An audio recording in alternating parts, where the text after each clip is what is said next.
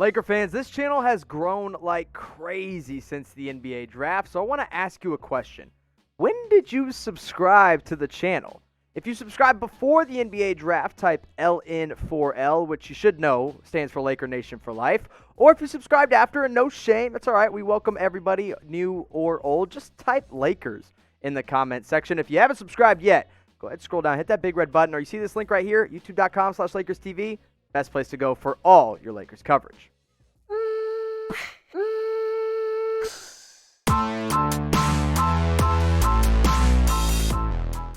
The Lakers have had an absolutely wild offseason, and so by the end of this video, I'm going to give you a grade on exactly what they did and how they did when they acquired 4 new players, both trade and in free agency.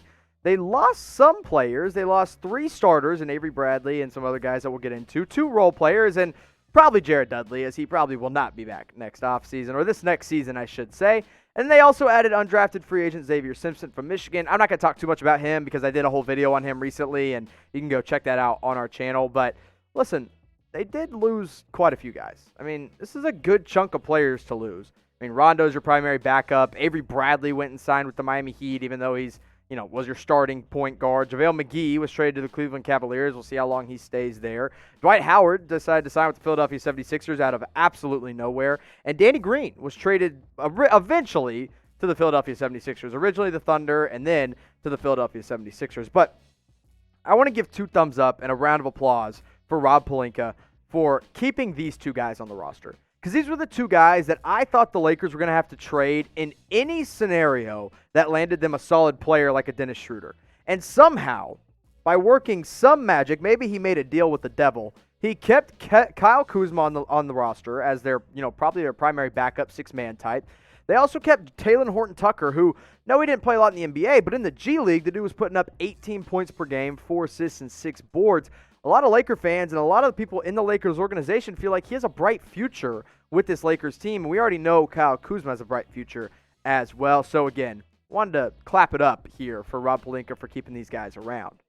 Now, another thing, something that's just an amazing deal right now. Listen, this link right here, chatsports.com/LakersFriday. One more time, chatsports.com/LakersFriday.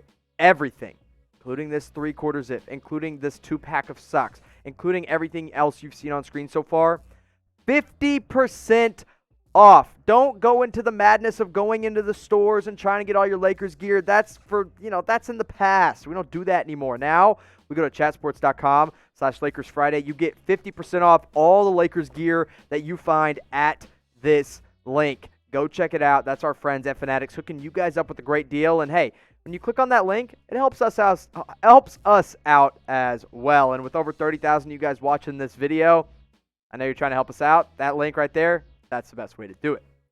Now, the first real splash the Lakers made in free agency, or the offseason, I should say, was when they acquired Dennis Schroder and they traded away Danny Green and Jaden McDaniels, technically. They traded the 28th pick to the Thunder, which ended up being Jaden McDaniels, which ended up going to the Timberwolves, and Danny Green ended up going from the Thunder to the 76ers. So neither of these players even ended up on the Thunder, but the Lakers ultimately, they get another starting caliber point guard or, a 6-man of the year type of guy in Dennis Schroder. But they also made another trade. They traded away their starting center in JaVale McGee. They acquired Alfonzo McKinney and Jordan Bell. And I think a lot of Laker fans were kind of excited about the prospect of Jordan Bell. Let me tell you a secret right now, guys. Jordan Bell's not good at basketball anymore. This was not a trade to acquire these players. This was a trade to clear cap space. Now, I've heard rumors, we haven't got anything confirmed, that Jordan Bell will be cut and they'll keep Alfonzo McKinney as kind of a wing option, which I think is the right choice here because you're better suited at that forward position. And Jordan Bell, listen, he's not the rookie, the 2nd-round pick that he was in Golden State. That's not what he is anymore. He's just not very good. But again, this move was made so that they could clear cap space for Marc Gasol. And they landed him on a 2-year deal worth $5.3 million. And you look at everything they did in free agency. So we kind of recapped the trade. We talked about Schroder. We talked about Alfonzo McKinney. We talked about them giving up JaVale McGee. But you look at their free agency. They go out and get Wesley Matthews at $12 million less than they were paying for Danny Green. And he basically is the same player as Danny Green at this point in his career. Montrezl Harrell at 2 years and $19 million basically said, screw the Clippers. They didn't want me. I don't want them. I'm going to go to the Lakers. I'm going to take a little walk down the Staples Center Hall and sign for 2 years, $19 million. Like I said, they get Marc Gasol, and then they went out and re-signed 2 of their own in KCP on 3 years, $40 million, which might have been an overpay, but honestly, it's worth it to keep your core intact. And Markieff Morris was another guy that was going to go to the Clippers, but said, nah, I want to play for the Lakers on a 1-year veterans minimum. So of the 4 guys added to this team, the 4 notable guys added to this team, which one are you the most excited about? Is it DS for Dennis Schroder? Is it MG for Marc Gasol? Is it MH for Montrezl Harrell? Or maybe you got a little bit of a wild card, and you say, no, y'all. Wesley Matthews is going to make the biggest impact. Well, type WM, but I'll also probably call you crazy in the comments section. Now, the Lakers do have one more roster spot available, which they were reportedly offering up to Matthew Dellavedova, former LeBron James teammate, and that's obviously not going to happen. So here's a quick list of some of the veterans that are still out there that the Lakers could use their last spot on for a minimum contract, maybe some of the mid-level. Kyle Korver is a guy who he can play on any team right now and still provide something as a 35+% shooter. Hassan Whiteside, maybe they feel a little bit thin at the center position. You didn't bring back DeMarcus Cousins. Hassan Whiteside doesn't seem to be getting any valuable offers on the open market. Maybe you go and bring him in. Reggie Jackson, let's say they do want another point guard. Jackson played for the Clippers last year, and he was okay. I mean, he's a good offensive player, terrible defensively. But, hey, he's a good backup. He's a good, secondary, tertiary option.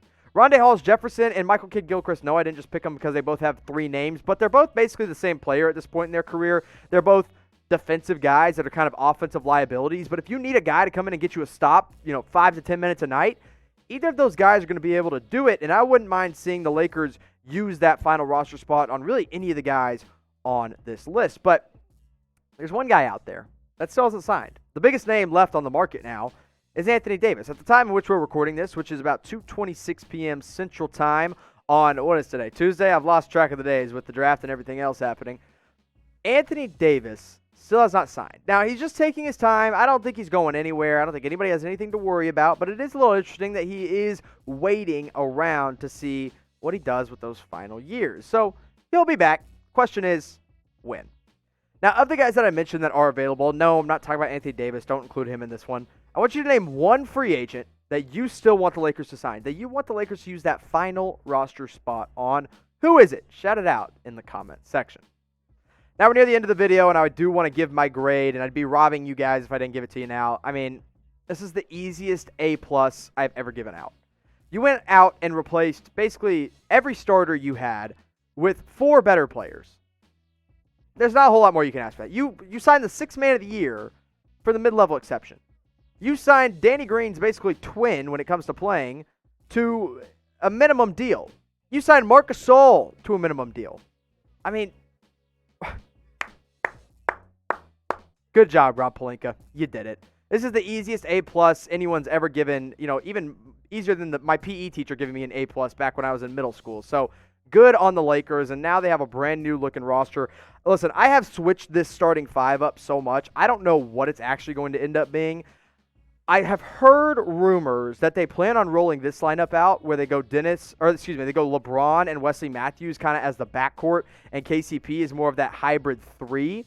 And then you start Gasol next to AD, and you have a double, a deadly duo of 6 men in Dennis Schroder and Montrezl Harrell, and even Kyle Kuzma off the bench. Look, that starting 5 down there, or that bench 5 that you see down there, and Schroder, Caruso, Kyle Kuzma, Morris, and Montrez could beat some of the worst teams in the NBA. That's pretty darn strong. So you know what? Give me your grade now. You saw mine. I gave it an A+. I'm not going any lower, and I don't think I can go any higher. So you give me your grade in the comment section. A+, A-. If you go anything lower than a B+, you're absolutely nuts. And while you're at it, since you're scrolling down to the comment section, it definitely means you have to scroll past the subscribe button. So scroll a little bit, stop, subscribe, and then comment your grade down below.